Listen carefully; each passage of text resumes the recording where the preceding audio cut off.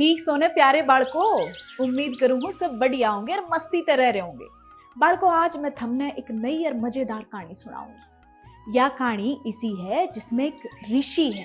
ऋषि की कहानी है जिसने एक चुईया बचाई और उसने ना केवल जीवन दान दिया बल्कि वह छोरी के रूप में बना दी। जब बात उस छोरी के ब्याह की आई तो पूरी दुनिया में ऋषि ने दूल्हा नहीं मिला।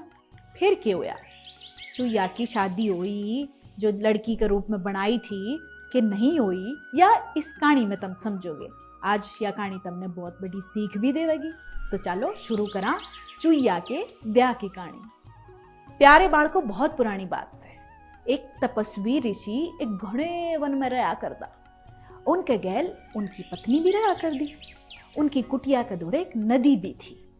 एक दिन ऋषि नदी में नहान खातर गए। जब वो स्नान करने लग रहे थे तो आकाश में एक बाज अपने पंजा में एक चुईया ने दबा के लेकर आने लग रहा था। लेकिन जब बाज ऋषि के ऊपर तक गुजरा तो उसके पंजे ढीले पड़ गए और पंजा में दबी चुईया ऋषि के हाथा में पड़ गई। ऋषि ने भगवान का धन्यवाद करा और बोले, हे भगवान, आज आपकी कृपा से ये मासूम चुईया एक बाज का शिकार होने से बच गई, वरना आज इस मासूम चुईया का अंतिम दिन हो सके था। एक ओर ऋषि भगवान का धन्यवाद करने लग रहे थे तो दूसरी ओर बाज अपने खाने खातर ऋषि के ऊपर आकाश में मंडरान लग रहा था। ऋषि ने स्नान करा और उस चुईया ने लेके नदी के बाहर आ गए। नदी के बाहर आंदे ऋषि ने अपनी शक्ति ते चुईया एक सुथरी सी छोरी बना दी और उसने अपने घर ले गए और अपनी पत्नी ते बोले, अरे देवी, ये देखो, ये बच्ची बहुत ही होनहार और ज्ञानी से है। आज से ये बच्ची हमारे साथ ही रहेगी। स्वामी, यो तो घड़ी बढ़िया बात से। मैं इसने अपनी बेटे की ढाला प्यार और इसका पालन पोषण करूंगी। वैसे तो हमारी कोई संतान ना से, अब यो भगवान की मर्जी से है कि हम इस बच्ची का पालन पोषण करें। ऋषि और उनकी पत्नी उस बच्ची का आने बहुत खुश हुए। दोनों ने उसका नाम धरा गायत्री।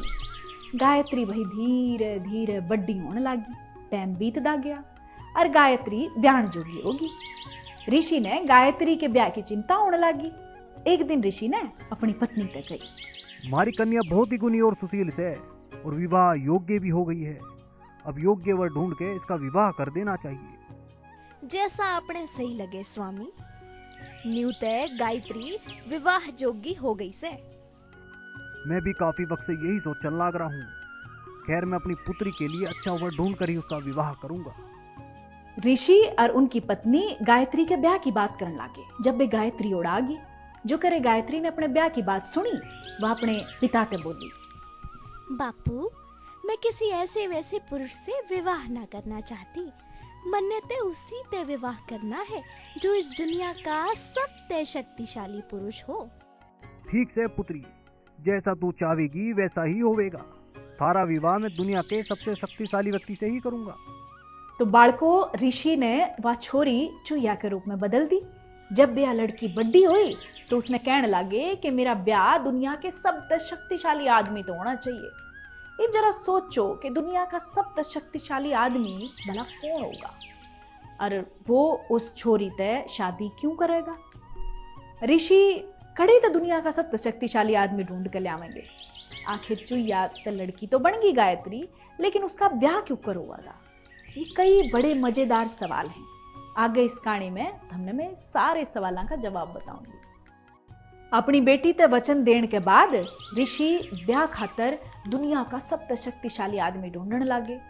थोड़ी देर बाद उन्हें सूझा कि इस दुनिया में सूर्यदेव ही ऐसे आदमी है जो सबसे शक्तिशाली। उन्होंने अपनी शक्ति ते सूर्यदेव बुलाए और बोले, हे सूर्यदेव, मैं अपनी गुणी और बुद्धिमानी पुत्री का विवाह आपसे करना चाहूँ हूँ। मैं आपकी पुत्री से विवाह करने के लिए तैयार हूँ, लेकिन विवाह से पहले आप एक बार अपनी पुत्री की राय अवश्य जान लीजिए। ऋषि ने गायत्री ते सूर्यदेव के गैल विवाह करने की बात करी तो गायत्री ने न्यू कह के मना कर दिया कि मैं जानू हूँ कि सूर्यदेव बहुत शक्तिशाली हैं और सारी दुनिया ने उजाड़ा देवे हैं। बहुत गर्म इनका स्वभाव है, जैसे ही उनके दूर कोई जावेगा तो भस्म हो जाएगा, इसलिए मैं उनके गैल ब्याह नहीं कर सकती। आप मेरे खातिर कोई दूसरा वर ढूंढो। ऋषि फिर तवर तलाशने लगे। सूर्य देव ने सलाह दी कि आप बादल देव के दौरे जाओ, वो मेरे ते भी शक्तिशाली हैं, वो मेरी रोशनी ने भी रोक सके हैं। जब वे ऋषि ने अपनी शक्ति ते बादल देव बुलाए और अपनी बेटी ते ब्याह करने का आग्रह कर दिया। बादल देव भी गायत्री ते विवाह करने खातिर तैयार हो गए और उनने भी लग गया कि एक बार फिर तय अपनी बेटी ते इसके बारे में राय ले ली जावे। ऋषि ने जब अपनी बेटी गायत्री ते बादल देव ते विवाह करने की बात करी तो गायत्री बोली, बापू, बादल देव गीले और घड़े ही ठंडे से, आप मेरे ताई कोई दूसरा वर ढूंढ दो। बादल देव ने ऋषि ते वायुदेव का नाम सुझाया और कहा कि वायुदेव तो मेरे ते भी घणे ताकतवर हैं, तो आप न्यू करो वायुदेव ते बात करो। ऋषि ने वायुदेव ते भी अपनी बेटी के ब्याह खातिर आग्रह कराया। वायुदेव ने भी वह बात कही कि मैं तो तैयार हूं, लेकिन एक बार आप अपनी बेटी ते पूछ लो। गायत्री ने पवन देव ते भी विवाह करने ते मना कर दिया और कहा कि पवन देव तो कदे स्थिर ए नहीं रहंदे, मैं उनते विवाह नहीं कर सकती। जब वे पवन देव ने पर्वत देव ते गायत्री का विवाह करने की सुझाव दिया, लेकिन गायत्री ने पर्वत देव ते भी विवाह करने ते मना कर दिया और कहा कि वो तो बहुत कठोर हैं, मैं उनते विवाह नहीं कर सकती, आप मेरे खातिर कोई दूसरा वर ढूंढ लो। ये भाई ऋषि सोचने लगे कि आखिर ऐसा कौन सा पुरुष होया जा जो देवताओं ते भी ताकतवर हो। जब वे पर्वत देव ने गायत्री ते विवाह करने खातिर चूहों के राजा का नाम लिया और कहा कि वो सन्यासी हैं, आप चूहा के राजा से गायत्री का विवाह कर दो, वो मेरे ते भी ज्यादा ताकतवर हैं, वह मेरे भीतर भी छेद कर सके हैं। जब वे ऋषि ने अपनी शक्ति ते चूहा के राजा बुला लिए। प्रणाम ऋषिवर, बताइए आपने मुझे क्यों बुलाया से?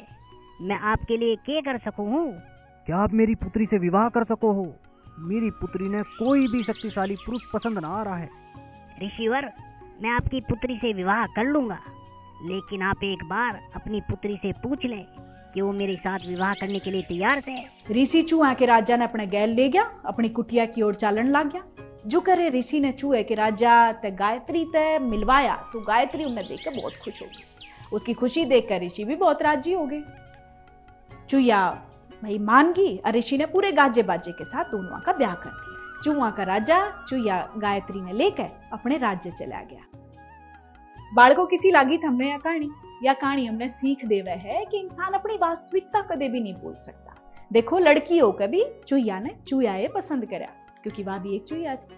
तो प्यारे बालकों, यह कहानी हमने बहुत कुछ सिखावे है। ईब मैं लूँ थारे ते विदा, अगली बार फिर आऊंगी नई कहानी लेकर। राम राम।